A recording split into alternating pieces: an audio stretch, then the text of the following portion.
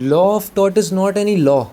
It's all about the applications and principles which we are using in this chapter. It is derived from a Latin word tortum and the French word tort and the English word civil wrong. अब taught का मतलब ये नहीं कि ए ने B को एक contract दिया, बी ने उस कॉन्ट्रैक्ट ए ने उस कॉन्ट्रैक्ट का ब्रीच कर दिया, बी ने उसके लिए सिविल सूट फाइल करा, तो ये टॉट नहीं हुआ, ये कॉन्ट्रैक्ट ब्रीच हुआ. टॉट is a civil wrong except breach of contract. जो ब्रीच ऑफ कॉन्ट्रैक्ट को ना करते हुए जो सिविल रॉन्ग होता है ना, उसको टॉट कहते हैं. इसमें अलग अलग डेफिनेशंस भी है. सेलमंड की अलग है. सेलमंड क्या रहेगी, सिविल रॉन्ग जो होता है प्लस अनइक्विडेटेड डैमेजेस जिसमें होते हैं. फ्रेजर की डेफिनेशन है इन्फ्रिंजमेंट ऑफ रैम. विनफील्ड की डेफिनेशन है breach of duty plus unliquidated damages. Breach of duty means कि आपका कोई डॉग है और कोई आता है नेबर और उसको काट लेता है वो डॉग, तो इसमें आपकी ड्यूटी है कि आपको अपने डॉग का ध्यान रखना है. ये आपकी ड्यूटी है क्योंकि आपका है डॉग है, वो आपको ध्यान रखना पड़ेगा उसका. तो ये विनफील्ड इस डायरेक्शन के अंदर इस डेफिनेशन को लेके जा रही है कि आपको अपनी ड्यूटी का ध्यान रखना है. कॉन्ट्रैक्ट की बात अलग चीज़ है, जिसमें कॉन्ट्रैक्ट आएगा वो टॉट नहीं होगा, बट ड्यूटी का आपको ध्यान रखना है.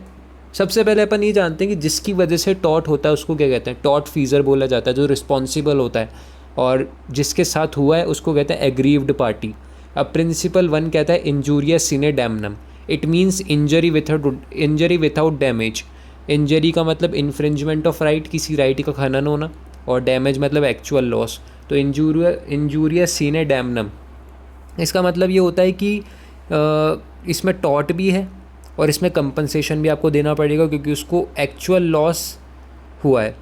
तो इसका अपन डिस्कस करते हैं क्या सीन है, एक्चुअल लॉस का क्या रेफरेंस दे रहा है ये. इसमें केस है एशबी वर्सेस वाइट का. 1703 का एक केस है जिसमें विलियम वाइट एक बूथ ऑफिसर होते हैं और एशबी होते हैं यूके के सिटीज़न. वो जाते हैं वोट देने के लिए. तो जब वो वोट देने के लिए जाते हैं तो विलियम वाइट उनको रोक लेते हैं, बोलते हैं कि आप वोट नहीं दे सकते. एशबी बोलते हैं क्यों. विलियम वाइट कहते हैं कि आप यूके के सिटीज़न नहीं हो, इसलिए आप वोट के लिए एलिजिबल नहीं हो. एशबी कहते हैं कि क्यों, मैं तो सिटीज़न हूँ, सारे डॉक्यूमेंट वगैरह दिखाते हैं वो, उनको कहते हैं मैं सिटीज़न हूँ. पर विलियम बिल्कुल भी नहीं मानते. वो कहते हैं नहीं, आप वोट नहीं दे सकते. एशबी को थोड़ा गुस्सा आता है, वो घर जाते हैं. फिर एशबी की जो वाइफ है उनसे उनकी बात होती है, वो डिस्कस करते हैं. और इसमें एशबी की वाइफ कहती है कि छोड़ो ना यार, क्या फ़र्क पड़ रहा है कि वोट ही तो था, नहीं हुआ, नहीं दिया आपने, छोड़ो. पर एशबी जो है वो कहते हैं कि नहीं नहीं, ऐसे कैसे छोड़ूं, अब इनसे कोर्ट में बातचीत होगी. फिर कोर्ट के अंदर हियरिंग होती है 1 जनवरी के आसपास, और फिर वहाँ पे एशबी होते हैं, सामने आपके विलियम होते हैं, विलियम वाइट.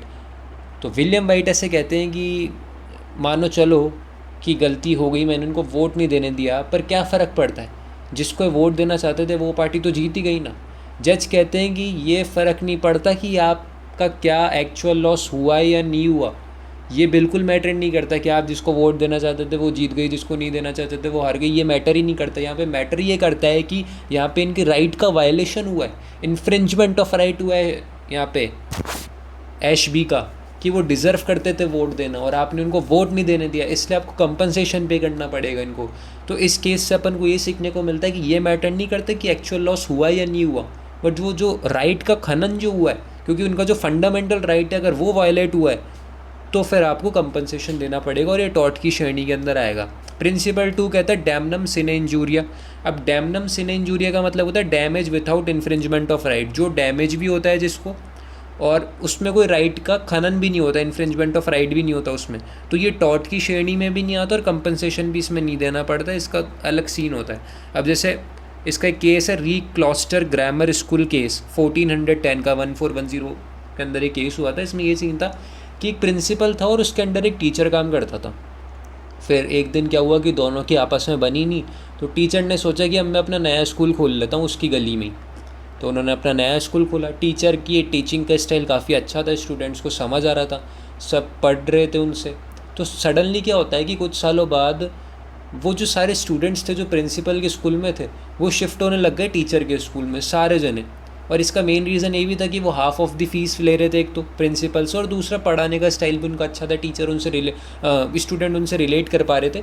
तो क्या हुआ, जो उसका प्रिंसिपल था वो कोर्ट पहुंच जाता है कि माय लॉर्ड, इसने मेरे को परेशान करके रख दिया, इसकी वजह से मेरा बिज़नेस नहीं चल रहा, मेरा स्कूल नहीं चल रहा, मेरे से यहाँ से ये हट के और उसने नया स्कूल खोल लिया, कंपटीशन के अंदर आ गया, वो आ गया, तो जज कहते हैं कि तो क्या हुआ, इससे कोई राइट तो वायलेट हुआ ही नहीं, बल्कि ये तो अपना राइट एक्सरसाइज कर रहे हैं, राइट प्रैक्टिस कर रहे हैं। इनका फंडामेंटल राइट है कि he can put his any business in whole India, किसी भी ज़मीन पे इंडिया के वो बिज़नेस कर सकते हैं, उनका फंडामेंटल राइट है ये। तो ये तो कोई राइट का वायोलेशन हुआ ही नहीं, तो इसमें तो कोई टॉट भी नहीं है। तो वो कहते हैं नहीं नहीं मेरा बिज़नेस ख़राब हो गया, वो हो गया, इनकी वजह से ये हो गया। तो जज ने बोला कि नहीं, ये बिल्कुल भी टॉट नहीं है, इसमें ना किसी को कंपनसेशन देना है, ना ये टॉट है, क्योंकि इसमें राइट का वायोलेशन नहीं हुआ है। ये उनका राइट है कि वो बिज़नेस खोल सकते हैं, अनलेस एंड अनटिल आपके कॉन्ट्रैक्ट में नहीं लिखा कि भाई ये बिज़नेस कर सकते हैं, नहीं कर सकते। अब आपके कॉन्ट्रैक्ट में भी कुछ नहीं लिखा तो ये बिल्कुल फ्री है बिज़नेस करने के लिए, और इन्होंने स्कूल खोला है, जो ये इनका राइट है। तो इसके अंदर ये होता है कि ये टॉट के अंदर मायने नहीं होता। अब तीसरा प्रिंसिपल है विकेरियस लाइबिलिटी ऑफ स्टेट।